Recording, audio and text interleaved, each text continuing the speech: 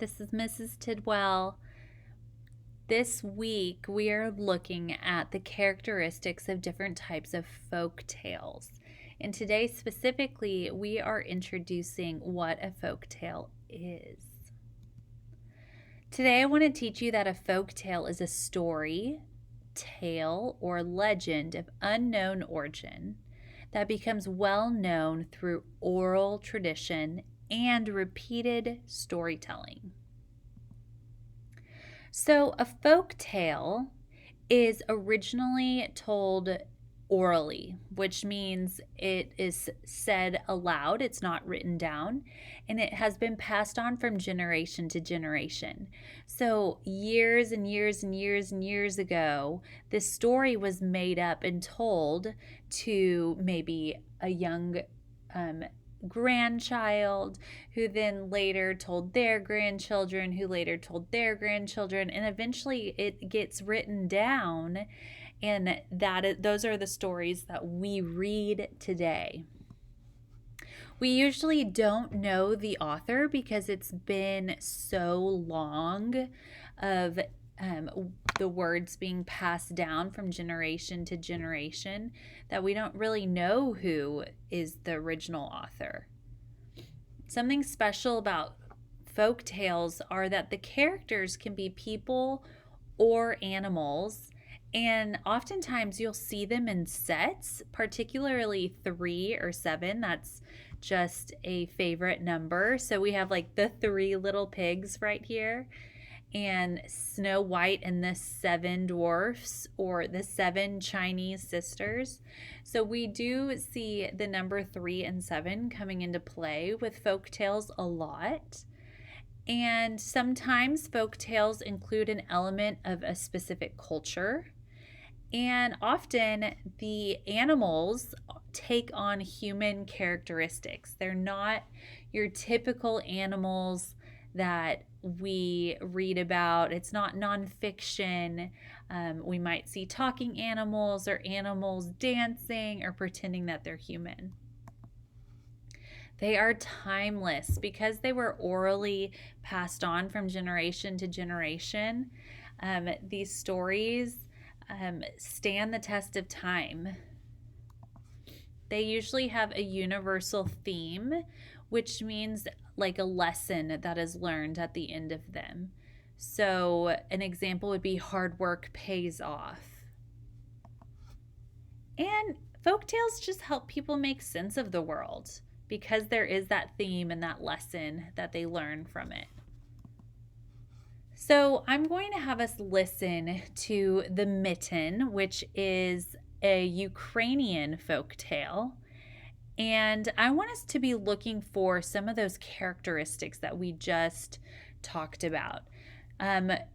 Could this have been something that was passed on from generation to generation and then eventually written down? This story will have an author because it was eventually written down, but we don't know who the original storyteller was. Who are the characters? What are they like? Could this story be timeless? Does it have a theme? So these are all things that we're going to look for when we're listening to the Mitten. Hi, this is Jan Bratt, and I'd like to read you my book, The Mitten. It's about snow and animals, 2 things that I love, and I hope you will too. Once there was a boy named Nicky who wanted his new mittens made from wool as white as snow. At first, his grandmother, Baba, did not want to knit white mittens. If you drop one in the snow, she warned, you'll never find it. But Nicky wanted snow white mittens, and finally, Baba made them. After she finished, she said, "When you come home, first I will look to see if you are safe and sound, but then I will look to see if you still have your snow white mittens."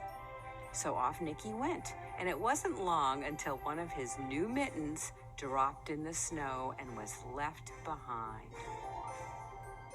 A mole, tired from tunneling along, discovered the mitten and burrowed inside. It was cozy and warm and just the right size, so he decided to stay. A snowshoe rabbit came hopping by. He stopped for a moment to admire his winter coat. It was then that he saw the Mitten, and he wriggled in feet first. The mole didn't think there was room for both of them, but when he saw the rabbit's big kickers, he moved over. Next, a hedgehog came snuffling along. Having spent the day looking under wet leaves for things to eat, he decided to move into the Mitten and warm himself. The mole and the rabbit were bumped and jostled, but not being ones to argue with someone covered with prickles, they made room. As soon as the hedgehog disappeared into the Mitten, a big owl, attracted by the commotion, swooped down. When he decided to move in also, the mole, the rabbit, and the hedgehog grumbled. But when they saw the owl's glinty talons, they quickly let him in. Up through the snow appeared a badger. He eyed the Mitten and began to climb in. The mole, the rabbit, the hedgehog, and the owl were not pleased. There was no room left. But when they saw his diggers, they gave him the thumb. It started snowing, but the animals were snug in the Mitten. A waft of warm steam rose in the air, and a fox, trotting by, stopped to investigate. Just the sight of the cozy Mitten made him feel drowsy. The fox poked his muzzle in. When the mole, the rabbit, the hedgehog, the owl, and the badger saw his shiny teeth, they gave the fox lots of room. A great bear lumbered by. He spied the Mitten all plumped up. Not being one to be left out in the cold, he began to nose his way in. The animals were packed in as tightly as could be, but what animal would argue with a bear? The Mitten swelled and stretched. It was pulled and bulged to many times its size, but Baba's good knitting held fast. Along came a meadow mouse, no bigger than an acorn. She wriggled into the one space left and made herself comfortable on top of the great bear's nose. The bear, tickled by the mouse's whiskers, gave an enormous sneeze. Ah, ah, ah, ka-choo! The force of the sneeze shot the Mitten up into the sky and scattered the animals in all directions. On his way home, Nicky saw a white shape in the distance. It was the lost Mitten silhouetted against the blue sky. As he ran to catch his snow-white Mitten, he saw Baba's face in the window. First, she looked to see if he was safe and sound, and then she saw that he still had his new mittens.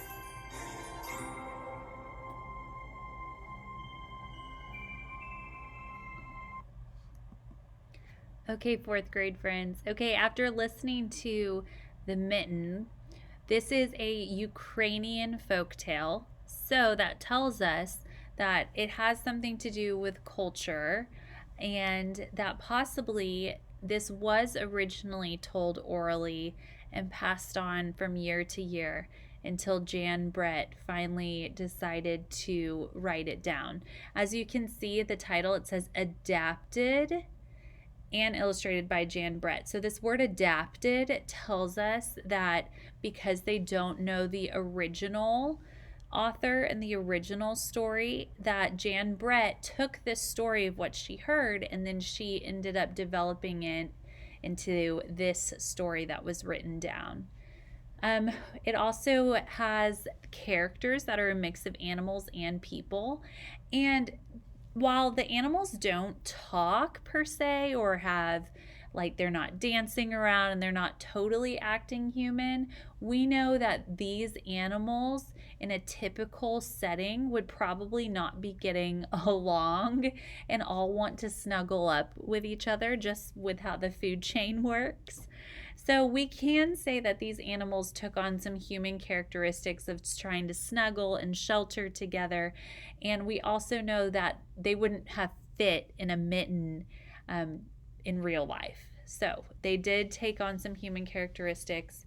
And then I would say the most important characteristic of this folk tale is that it does have a universal theme. And to me, the theme is the straw that broke the camel's back. I don't know if you've heard that before, but we know that when the bear finally tried to get into the mitten and he sneezed, it was like the last straw. He was not able to fit, and a big catastrophe happened, and the animals scattered everywhere, and they didn't fit in the mitten.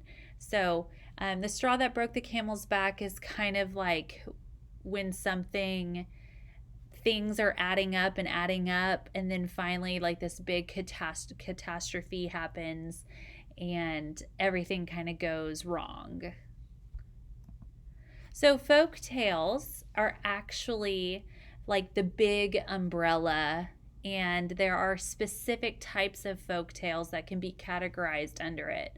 So, we know that these are the characteristics of a folk tale, but throughout the week, we are going to be breaking down the different types of folk tales and the characteristics that those types have. So, a type of folk tale first that I'm sure you've learned so much about all the way from kindergarten until you are now in fourth grade is fairy tales. Fairy tales are a type of folk tale. Then we have fables, myths, legends, and tall tales. And each of these types of folk tales have their own specific characteristics that we're going to look at. We're going to break it down into what do their characters do, or how do they act. We're going to talk about the setting. Where do these types of folk tales tend to take place? What does typically the problem look like, and how is the solution presented in the story? So today you are going to have 20 minutes, and you are going to explore our folktale collections on Mac and Via. And afterwards, you are going to respond in a discussion on I used to think, but now I know. So I want to show you this sentence structure here. I used to think folktales were blank, but now I know folktales are. So based on our lesson today and based on your exploration of our Mac and Via collection, I want you to answer this sentence and share with us what your thoughts are. Have a great time exploring today.